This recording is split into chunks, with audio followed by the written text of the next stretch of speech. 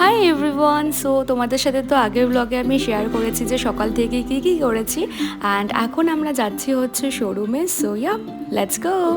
And এসেই দেখছি আমাদের গাড়ি এখানে রেডি হচ্ছে। So yeah, here we are.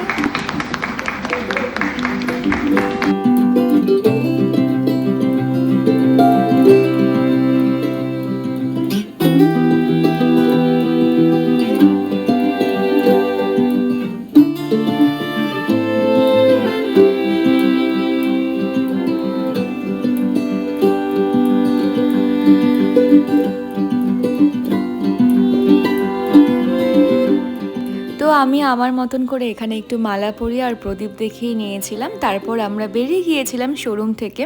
So আমরা বেরিয়ে এখন যাব হচ্ছে বাড়িতে গিয়ে পুজোর সব জিনিসপত্র নিয়ে দেন চলে যাব মন্দিরে। আমাদের ক্যাম্পাসে যে মন্দিরটা রয়েছে সেখানে আমরা পুজো দেব ঠিক করেছি।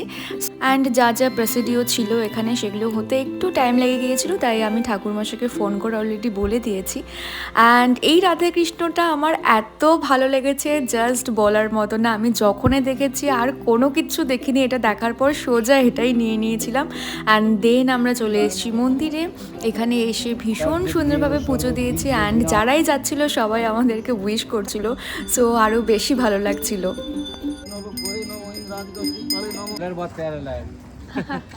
Thank you. তো আমরা ভীষণ সুন্দরভাবে পুজো দিয়েছি, অ্যান্ড দেন জাস্ট বাড়িতে ঢুকেছি আর কি। সকাল থেকে পরপর সব কিছু চলছে, যার জন্য একটু টায়ার্ড লাগছে। সো যাই হোক, এখন আমরা রেডি হব, মানে একটু ফ্রেশ হয়ে নেব। অ্যান্ড দেন বলেছিলাম না সন্ধেবেলা ছোট্ট করে একটু সেলিব্রেশন করব।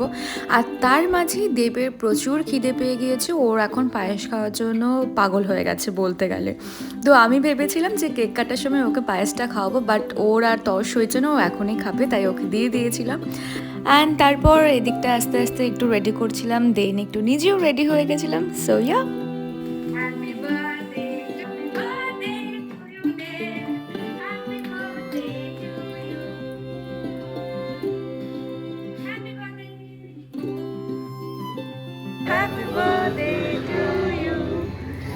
অলরাইট, সো আমরা ডিনারটা আজকে বাইরেই করেছিলাম, আর ওখানে গিয়েও আমরা আরেকবার সেলিব্রেশন করেছিলাম। আর আমি যে বাড়িতে কেকটা অর্ডার দিয়েছিলাম, সো অ্যাকচুয়ালি সেদিন গাড়ি নিয়েছিলাম জন্য আমি একটা কার থিমের উপরে কেক বানাই, কিন্তু ওরা যে বাচ্চাদের থিমের উপরে একটা কেক বানিয়ে দিবে আমি সত্যি বুঝতে পারিনি।